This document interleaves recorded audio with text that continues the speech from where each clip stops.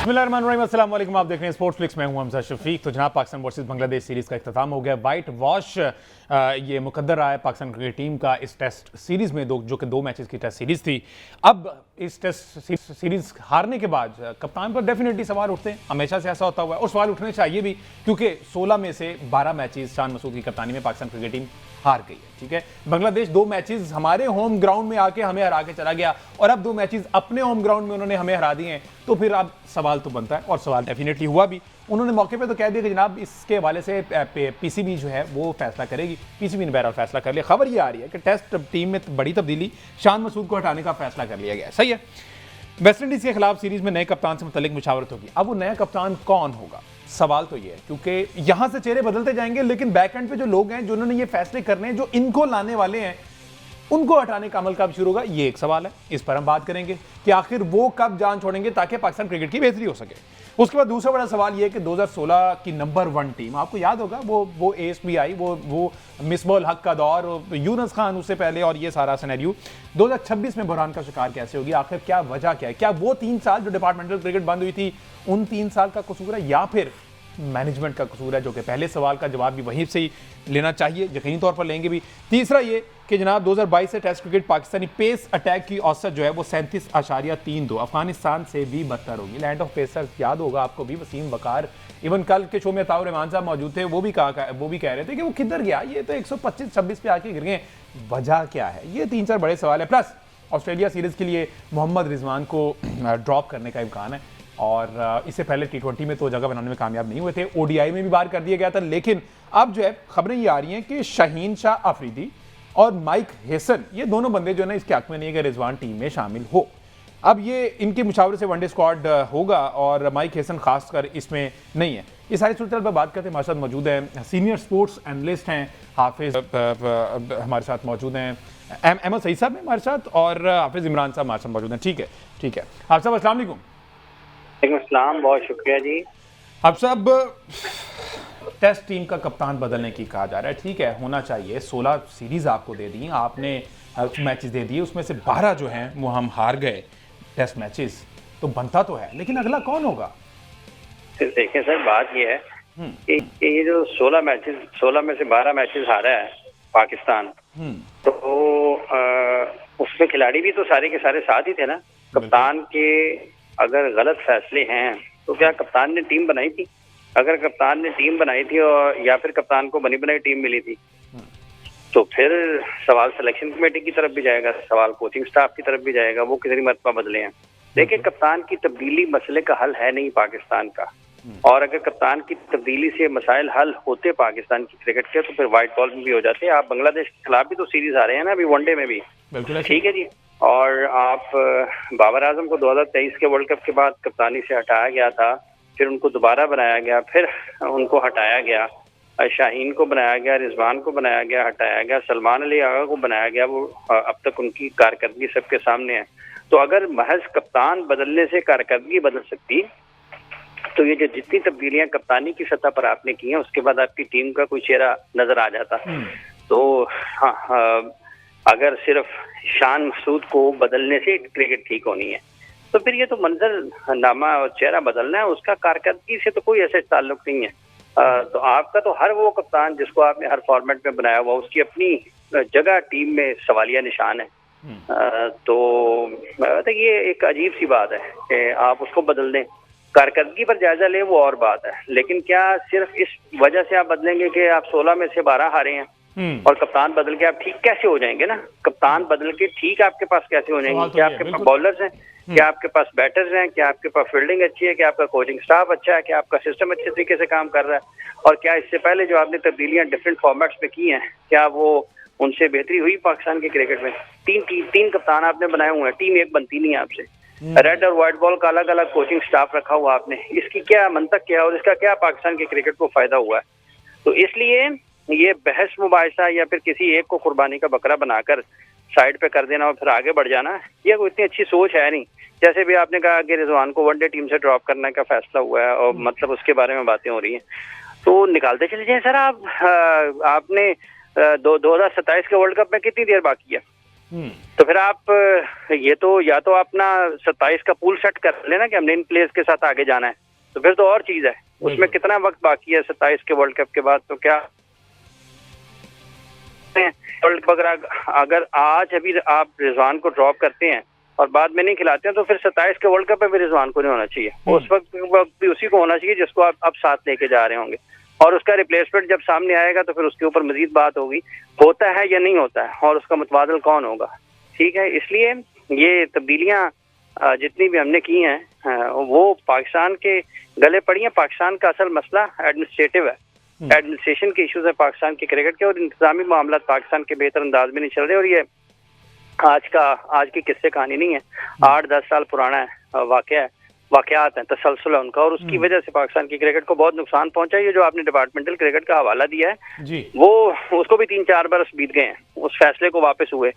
तो अगर वो बंद हुआ था, डिपार्टमेंटल क्रिकेट बंद हुई थी, उससे जो नुकसान हुआ था तो उसको उसका अजाला करना था ना, उसकी इस्लाह करनी थी, वो तो किसी ने नहीं की है।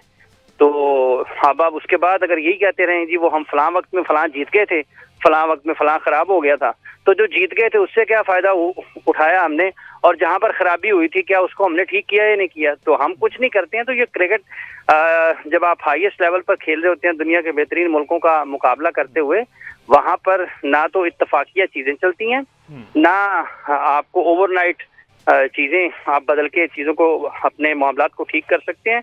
ये संजीदगी की जरूरत है, समझदारी की जरूरत है, दानिशमंदी की जरूरत है, दिलेरी की और अक्लमंदी की जरूरत है, और सबसे ज्यादा इस खेल को वक्त देने की जरूरत है जो कि किसी के पास नहीं है।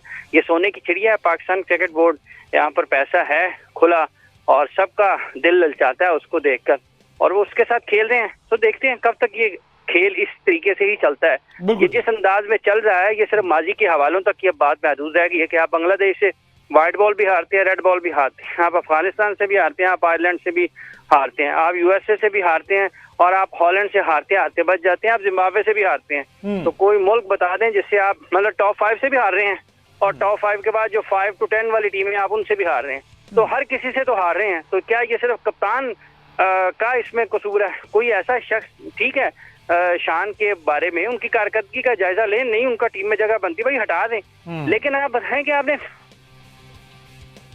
पाकिस्तान को क्या आपने उसका नतीजा क्या निकला है 24 के वर्ल्ड कप के बाद। तो ये चीजें अपनी अपनी जगह पर, आप तो इतनी खराबियां और इतनी आपको नजर आती है चीजें बिगड़ी हुई, तो लगता है यार पता नहीं क्या तमाशा लगा हुआ है, किसी को फिक्र ही नहीं है, परवाह ही नहीं है। और एक सैलाब आया हुआ है, और उस सैलाब में जिस तरीके से नुकसान होता है, ये पाकिस्तान की क्रिकेट में भी गलतियों का, पसंद नापसंद का, जाती इख्तलाफात का, मनमाने फैसलों का एक सैलाब है, अना का सैलाब है, और उसमें बह रही हैं सब कुछ चीजें। और ये सिर्फ ये 2-3 बरसों तक इसको हम महदूद नहीं कर सकते, इसमें इससे पीछे एक तसलसल है, और इसमें कुछ ज्यादा नजर आ रही है। 2018 के बाद से सिस्टम में प्लेयर्स का बताइएगा कौन से प्लेयर्स आए जो और उन्होंने क़याम किया और उन्होंने परफॉर्म किया। ये सारे खिलाड़ी 2014-15 के सिस्टम जो भी थे आपके, उससे खेलते हुए आ रहे हैं। शाहीन है, नसीम है, रिजवान है, बाबर हैं, इमाम हैं, ये जितने भी हैं। 18 के बाद बताएं कि क्या पाकिस्तान की क्रिकेट में वैल्यू ऐड हुई है in terms of human resource, top quality cricketers. बिल्कुल ठीक है। अहमद सईद साहब क्या ऐड कर रहे हैं सर इसमें? देखिए बिल्कुल ठीक बात की है आप इमरान साहब ने। हम यहाँ पर बैठे हुए तो जब T20 का वर्ल्ड कप खत्म हुआ था उस वक्त भी यहाँ पर ये डिबेट हो रही थी, ये 3-4 प्लेयर हैं इनको टीम से निकाल दें तो ये मामला ठीक हो जाएगा। उस वक्त भी यहाँ पर मैंने ये पॉइंट रेस किया था कि इन 3-4 लड़कों को निकाल के भी आप क्या कर लेंगे। चेहरे तो आप बदल रहे हैं काफी अरसे से, लेकिन जाहिर है कि चेहरे बदलने से अगर तब्दीली आनी हो तो अब तक आ चुकी होती। बिल्कुल। तो बिल्कुल दुरुस्त निशानदेही किया उन्होंने कि एडमिनिस्ट्रेटिव मसाइल का हल जो है वो आप चेहरे बदलने में। देखें आकिब जावेद साहब की एक वीडियो आती है जिसमें वो कहते हैं जी पंखे लगा दो, उड़ा दो सारा, आपके पास एक अपना विनिंग फार्मूला है और वगैरह वगैरह। उसके बाद आपने उस टेम्पलेट को कॉपी किया और जो 4 टेस्ट मैच जीते हैं शान मसूद, वो भी 4 टेस्ट मैच जिसमें आपने बिल्कुल रैंक टर्नर बनाए थे आपने, और वो भी टेस्ट मैच आप इसलिए जीते हैं कि उसमें आप टॉस जीत गए थे। उन्हीं पिचों के ऊपर आपको वेस्ट इंडीज और साउथ अफ्रीका की टीमों ने भी आकर यहाँ पर हराया है पाकिस्तान में। तो आपके पास फिलहाल कोई फार्मूला नहीं है, कोई टेम्पलेट नहीं है क्रिकेट खेलने का, और जब तक एडमिनिस्ट्रेटर्स क्रिकेट को टाइम नहीं देंगे उस वक्त तक क्रिकेट ठीक नहीं होगी। हमारे एडमिनिस्ट्रेटर्स के पास क्रिकेट यूं समझ लीजिए कि एक साइड जॉब के तौर पर है, उनकी एक्चुअल जॉब क्रिकेट चलाना नहीं है। तो सोने की चिड़िया भी उस वक्त तक है, पैसे भी उस वक्त तक आएंगे जब तक आपके साथ कामयाबियां जुड़ी हुई हैं। आप अगर कामयाबियों से खुदा ना खास्ता डाइवर्ट होकर नाकामियों के रास्ते पर चल पड़े, जो कि जिस की तरफ जो है वो गाड़ी ने सिमत पकड़ ली हुई है, तो थोड़े अरसे के बाद ज़ाहिर आप देखेंगे कि लोग आपको देखना छोड़ देंगे, आप डिस्कशन का हिस्सा नहीं रहेंगे, और जब आप डिस्कशन का हिस्सा नहीं रहेंगे तो उसका असर ज़ाहिर रेवेन्यूज़ के ऊपर भी पड़ेगा और आपकी जो आई बॉल जाते हैं उसके ऊपर ही पड़ेगा। तो पाकिस्तान क्रिकेट बोर्ड को भी उस वक्त ये बात समझनी चाहिए कि उस वक्त तक सोने की चिड़िया है जब तक आपके साथ कामयाबी जुड़ी हुई है, जब तक आपके साथ जीत जुड़ी हुई है, और चैंपियंस को ही लोग सेलिब्रेट करते हैं, उनको ही लोग देखना चाहते हैं, लूजर्स को कोई भी नहीं देखता। अनफॉर्चुनेटली पाकिस्तानी क्रिकेट में पिछले 2-3 सालों में जितने भी जो हमने नताइज देखे हैं और जिस किस्म के क्रिकेटर आ रहे हैं, हमें कोई ऐसा माइंडसेट नजर नहीं आता कि वो चैंपियन माइंडसेट हो। हमारे प्लेयर 60-70 रन स्कोर करने के बाद मुतमईन हो जाते हैं, हमारे प्लेयर जो है वो 50 रन करने के बाद और PSL की एक इनिंग खेलने के बाद अपने आप को ब्रायन लारा और हैदर से कंपेयर करना शुरू हो जाते हैं, और हमारे प्लेयर्स का थ्रेशोल्ड ये है कि यहाँ पर साजिद खान अगर आगे 3 छक्के लगा दे तो वो टेस्ट का बैट्समैन बन जाता है। तो मेरा ये ख्याल है कि इस पूरे सिस्टम को, मतलब इसमें डोमेस्टिक क्रिकेट तब्दील होने वाली है। डोमेस्टिक क्रिकेट के हवाले से जब भी हम बात करते हैं, बहुत इंपॉर्टेंट बात इसमें ये है कि हमारे यहाँ जो कोचेज़ की सिलेक्शन और कोचेज़ की जो एक क्राइटेरिया है कि किस आदमी को कोच लगाया जाना है और किस उम्र के बच्चों को किस आदमी इससे कोचिंग देनी है, इस मामले के ऊपर ही बहुत सारी खराबियां हैं, बहुत सारी चीज़ें हैं, और ये उस वक्त तक ठीक नहीं होगी जब तक एडमिनिस्ट्रेटर्स क्रिकेट को फुल टाइम जॉब के तौर पर नहीं लेंगे। बिल्कुल ठीक है। अच्छा आप साहब, सर वैसे सवाल ये है कि मिसबाह हक ने उस टाइम जब टीम को नंबर 1 बनाया, तब टीम की कारकर्दगी थी या फिर पीछे मैनेजमेंट की कारकर्दगी थी, जिसको हम अभी बात करते हैं कि जब तक एडमिनिस्ट्रेटर लेवल पर ये तब्दीली नहीं आएगी टीम कुछ नहीं कर सकती, कप्तान कुछ नहीं कर सकता। तो जब हम 2016 में नंबर 1 टीम बने और हमने बहुत सी सीरीज अच्छी जीती भी और हम बड़ी अच्छी क्रिकेट खेल रहे थे, उस उरूज से इस जवाल तक आप समझते सिर्फ और सिर्फ मैनेजमेंट का रोल है?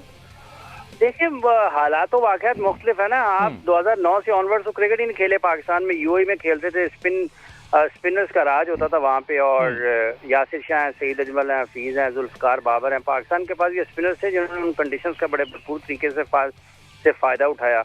पाकिस्तान के पास असद शफीक थे, यूनुस थे, मिसबाह हक थे, तो पाकिस्तान की बैटिंग में भी अच्छे प्लेयर्स मौजूद थे। तो अगर 10,000 रन करने वाला टेस्ट क्रिकेट में बैटर आपकी उसमें मौजूद है टीम में, तो इसका मतलब ये है कि 10,000 उसने खेल के किए हैं ना। मिसबाह हक के, जिनको का पहचाना किसी और नाम से जाता है, वहाँ पर उन्होंने 3 सेंचुरी कर दी है। तो पाकिस्तान के पास उस वक्त भी अगर वो कुछ दिनों के लिए वहाँ पर गए तो कंडीशंस बड़ा मैटर करती हैं कि कहाँ आप खेल रहे थे, और उनसे हटके जो आपके पास प्लेयर्स थे वो क्वालिटी थी उनमें। मतलब 10,000 रन ऐसे तो नहीं हो जाते ना। और अजहर अली भी थे, अजहर अली का भी नाम, वो भी बैटिंग में पाकिस्तान के लिए बड़ा उन्होंने किरदार अदा किया उस वक्त। तो पाकिस्तान के पास उस वक्त मुख्तलिफ शोबों में अच्छे खिलाड़ी मौजूद थे, जिनकी वजह से बहरहाल आपको जीतने के लिए कुछ ना कुछ तो करना पड़ता। तो कंडीशंस भी थी, प्लेयर्स भी अच्छे थे, और जब ये निकले हैं इनके बाद आपके पास वो क्वालिटी नहीं थी प्लेयर्स की। आप देखें ना, स्पिनर आपके आज भी नुमान और साजिद, यहाँ पर जब आपने बड़े पंखों के साथ खेला है तो उसमें भी आपको विकेट उन्होंने लेकर दी है, लेकिन आप हारे भी हैं। लेकिन ये दोनों खिलाड़ी जब वहाँ पर गए हैं बांग्लादेश में, तो आप हाल देख लें, तेजुल इस्लाम और मेहदी हसन मिराज आउट कर रहे हैं, इनसे बॉल नहीं हो रहा ना। तो कहीं ना कहीं तो नाकामी है ना किसी क्रिकेटर की अपनी भी।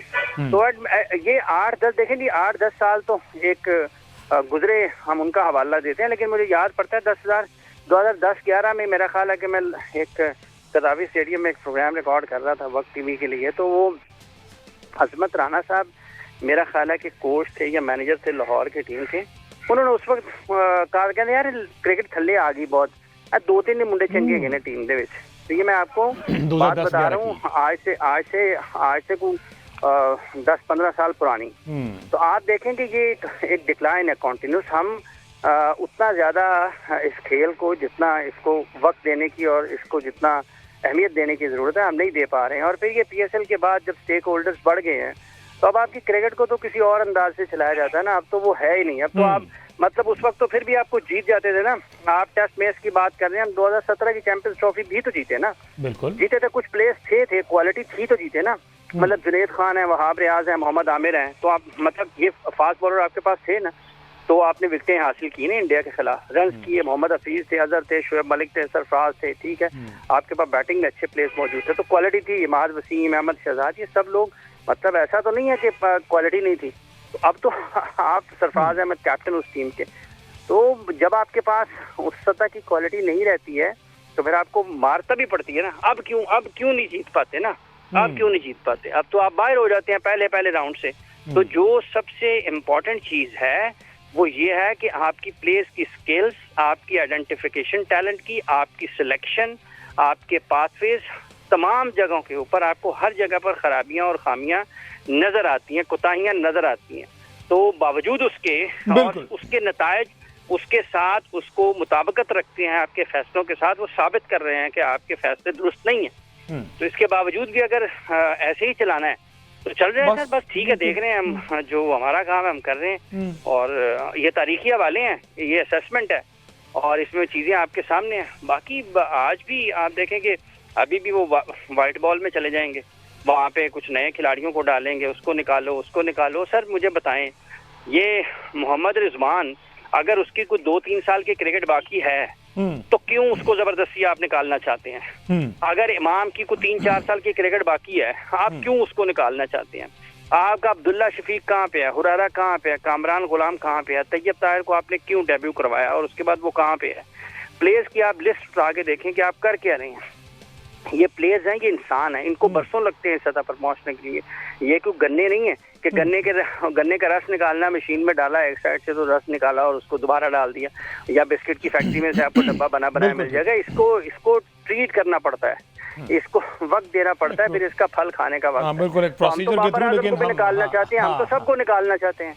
बिल्कुल ऐसे ही है और अनफॉर्चुनेट है। बहरहाल अब इसमें अहमद सईद साहब, इसमें बेहतरी कहेंगे या फिर हम मजीद डिक्लाइन का कहेंगे कि गाजी गौरी को वनडे सीरीज में शामिल करने के लिए कोशिश की जा रही है? उस्मान खान है या साद बेग हैं, ये विकेट कीपर बैटर के तौर पर जो है वो टीम में शामिल अच्छा सर, ये ना एक बात इसमें शामिल कर लें, अगर कोई उस्मान खान को बहसीयत विकेट कीपर सिलेक्ट करता है ना जी, तो उसकी सिलेक्शन की सलाहियत के ऊपर और उसकी अहलियत के ऊपर सवाल उठना चाहिए कि आप किसी एक ऐसे खिलाड़ी को जो विकेट कीपर है नहीं, उसको पाकिस्तान के लिए विकेट कीपर बनाकर पेश कर रहे हैं।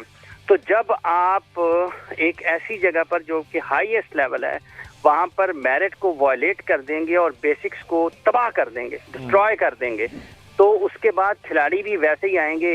वो पहले तो कहा जाता था ना, आधे तीतर आधे बटेर, तो अब ना वो आधे तीतरों से भी बात आगे निकल जाएगी। तो इसलिए ये T20 क्रिकेट खिला के पहले हमने आजम खान को पाकिस्तान के साथ फिजिकल फिटनेस का जो जुल्म किया, उसके नुकसानात आज हम भुगत रहे हैं।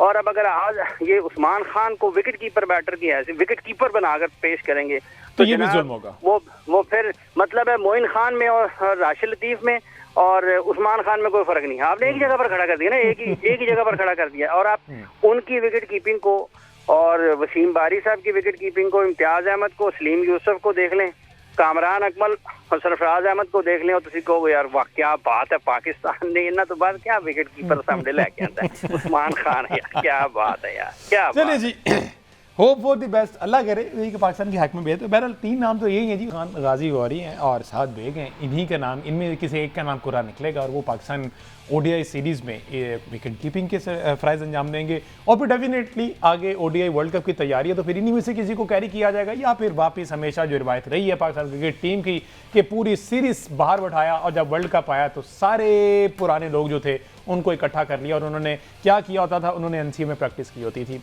ये अलमी है और ये ऐसे ही चलता रहेगा। आपसे मुलाकात होगी, मुझे दीजिए इजाज़त, अल्लाह हाफ़िज़।